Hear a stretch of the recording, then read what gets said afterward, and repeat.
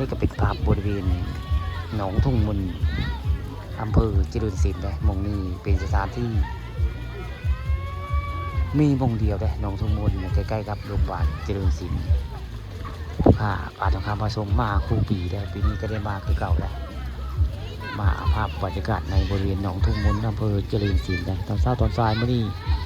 ก็ได้มีโอกาสพาหลานสาวหมอเสียงยามเพื่อนนี่เสียงยามมาเที่ยวไปง่าย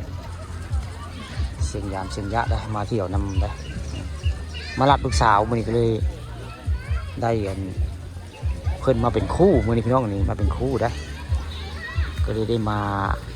พาหลานมาเที่ยวหนองทุ่งมนอำเภอเจริญศิลป์ได้บรรยากาศคักได้ถ้าหากเป็น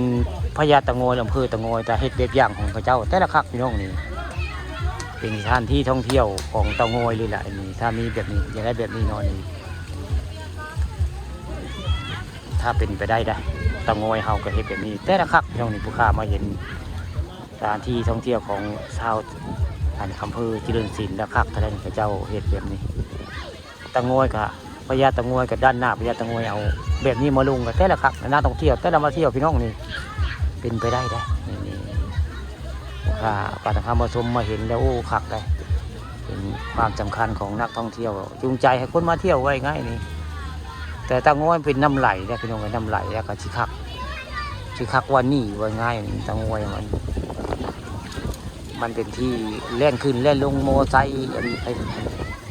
สกีน้ำเพื่อนในการนี่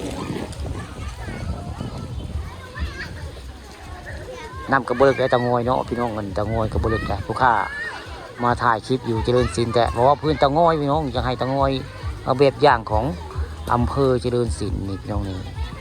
เหตุแบบนี้แต่ละคักคนเรามาเที่ยวพี่น้องนี่อันนี้หนองทุ่งมนได้ทะเลน้อยผู้ข้าว่าทะเลน้อยพวกนี้นี่แหละคือหนองทุ่งมนอำเภอเจริญศิลป์พี่น้องนี่บรรยากาศคักได้ให้นักท่องเที่ยวก็จะมาเที่ยว